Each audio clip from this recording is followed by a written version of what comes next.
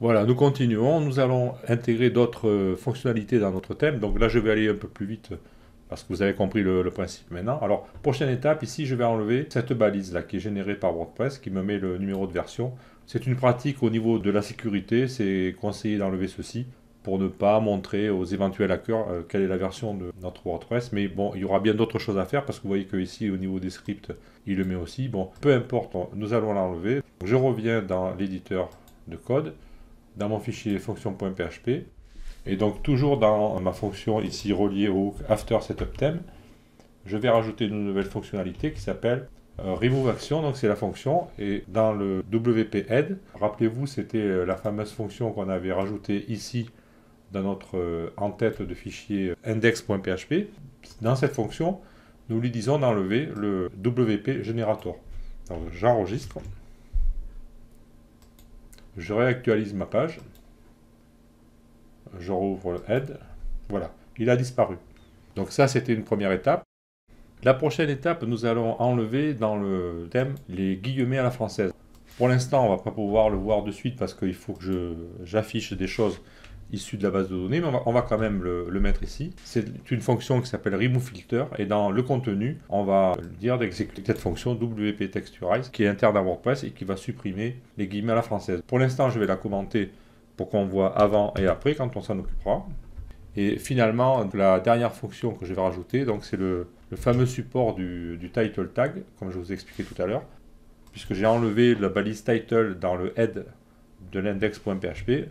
Donc je rajoute ici une fonction de WordPress. L'affichage de la balise title est géré directement par WordPress et ça évite certains conflits avec des logiciels de référencement SEO qui mettaient leur propre balise, etc. Donc c'est fait pour améliorer les choses. Donc j'enregistre, je retourne dans ma page, je réactualise et donc je reviens dans le head et je dois avoir quelque part, voilà, ma balise title est revenue.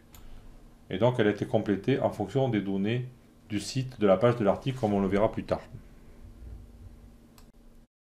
Nous allons implanter un menu dans notre page index.php. Donc là, pour l'occasion, je vais utiliser un menu Bootstrap parce que ces menus ont une structure particulière et il était compliqué de les utiliser avec WordPress, mais il existe une librairie qui permet justement de faire le lien entre les deux. Alors donc, pour vous montrer ça, je vais intégrer un menu Bootstrap, mais en principe, vous êtes libre de faire le menu que vous voulez dans votre site. Donc, je me rends sur la page de Bootstrap. Je vais aller normalement dans le Getting Started, ici, et en descendant dans la page, voilà, j'ai toute une série de modèles. Donc je vais ouvrir voilà, Static Top Navbar, je crois que c'est celui-là. Donc je vais choisir celui-là, je l'ouvre. Voilà, j'ai un menu comme ça. Alors là, je ne vais pas m'embêter, je vais carrément récupérer le code. Donc j'ouvre Firebug. Je vais dans le code. Et donc c'est dans le body, pardon, c'est pas dans la tête. Voilà, navbar. Donc je choisis ce composant, enfin cette balise nav. Je vais dans éditer ici. Et je vais copier tout ça. Voilà, je me sers. CTRL-C. Je peux refermer ça. Je reviens dans mon fichier index.php. Donc là, au niveau du début, je vais implanter une balise header. Ce sont les nouvelles balises HTML5. Alors, il ne faut pas confondre avec la balise head, hein, c'est pas du tout pareil. Non, et je vais copier mon menu à l'intérieur. Alors, comme l'indentation n'est pas comme dans mon fichier, je vais sélectionner tout ça, faire Edit Line, et je vais réindenter. Voilà. Donc, j'ai intégré un menu Bootstrap, et je vais quand même le nettoyer un petit peu. Cette barre de menu comporte deux menus. En effet, si je reviens sur le site de Bootstrap, je vois que j'ai un menu à gauche et un menu à droite. Donc, moi, je vais en garder qu'un. Donc, je reviens dans le code. Les menus, en fait, sont définis sur des balises UL, comme ici. Donc, ça, c'est le premier. Je vais le supprimer. Donc, je supprime ça. Au niveau de la navbar brand, c'est-à-dire le titre qui va s'afficher à gauche, je vais mettre Home. Le lien, je vais mettre un slash qui symbolise la racine. Et donc ici, le menu qui va rester, c'est celui-là, qui est contenu dans une div de classe navbar collapse. Je vais ici mettre des dièses, parce que les liens seront chargés plus tard par WordPress. La classe active, je vais la mettre sur le premier, là, pour l'instant. Mais ça c'est pareil, ça sera géré par WordPress. Et au niveau des libellés, menu 1, voilà, et j'enregistre. Donc logiquement, si je ne me suis pas trompé, et si je reviens sur mon site, que je recharge, voilà, j'ai une barre de menu avec 3 menus ici. Là, j'ai un lien pour revenir à la page d'accueil. Donc là, on a un menu standard pour l'instant. Au niveau de ce menu, il faut signaler une chose quand même, c'est que comme ce menu est responsive, il nous faut vérifier qu'il fonctionne correctement. Donc je vais simuler dans Firefox un changement de taille d'écran comme ceci. Et je vais m'apercevoir qu'au bout d'un moment, voilà, le menu disparaît et j'ai un bouton à la place. Et logiquement, quand je clique sur ce bouton ou quand j'appuie, si j'ai un téléphone, si je tape avec le doigt, ça doit ouvrir le menu. Donc là, ce n'est pas le cas. Et donc c'est tout à fait normal parce que ce menu fonctionne avec JavaScript. Donc nous devons charger une librairie JavaScript particulière en provenance de Bootstrap. Donc cette librairie, je l'ai déjà téléchargée.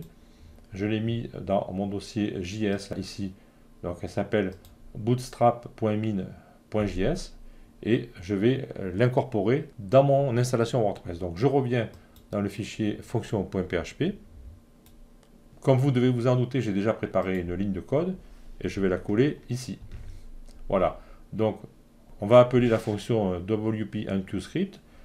On va appeler le script bootstrap.js. Donc, le fichier, la provenance, il se situe dans le dossier JS bootstrap.min.js. Au niveau de la dépendance, vous voyez que j'ai mis jQuery parce que les librairies JavaScript de Bootstrap s'appuient sur jQuery. J'ai rajouté la version correctement cette fois-ci et j'ai mis true aussi. Par contre, ce qu'on pourrait faire, étant donné que notre script ici, pour l'instant il est vide, il est là en réserve. Si on a besoin d'injecter du JavaScript dans notre installation, on pourra se servir de ce script. Donc il est possible que dans une utilisation avancée, on modifie des caractéristiques qui sont données par le JavaScript de Bootstrap. Alors à ce moment-là, on peut dire que ici, notre script personnel, donc qui est défini par machin.js, je vais copier ici le code qu'on a donné pour bootstrap.min, je peux le rajouter dans le tableau, ici des dépendances. Et pour bien faire les choses, je vais mettre la ligne après, CTRL X, et je la copie devant pour que les scripts soient dans l'ordre du chargement. Donc voilà ce que j'ai fait, j'ai rajouté en fait au niveau de mon script machin.js là qui pour l'instant est vide, je lui dis qu'il dépend de jQuery parce que je pense que j'utiliserai jQuery et éventuellement je le mets dépendant de Bootstrap.js pour être sûr qu'il est chargé après. Il sera chargé en dernier comme ça. Donc j'enregistre, je reviens sur le site, je recharge. Et logiquement, quand je clique ici, voilà, ça me fait déployer le menu et je reclique, ça revient. Donc ça y est, mon menu il est fonctionnel. Donc encore une fois, j'ai choisi un menu Bootstrap, mais ce n'est pas une obligation. Vous pouvez mettre le menu que vous voulez. Je vais quand même aller faire un tour dans le code pour vérifier qu'il m'a bien chargé mes 3 scripts dans l'ordre. Donc Bootstrap. Je vais devoir ouvrir le head aussi. Voilà. Donc jQuery, il est toujours chargé en premier. Ensuite, en seconde, je charge bien bootstrap.min.js. Et mon script machin.js, il est chargé en dernier. Voilà, c'est bien ce que je voulais. Je reviens dans le code et je me suis aperçu que la ligne en fait de commentaires ici, elle venait normalement au-dessus. Voilà. Donc c'est pour bien séparer les choses. Hein. Chargement des styles, chargement des scripts. Voilà, donc cette partie est terminée, donc on a une structure HTML simplifiée, donc là je sauvegarde par contre, voilà. Donc maintenant nous allons attaquer dans la prochaine vidéo le fonctionnement de la boucle de WordPress. Tout un programme. A tout de suite.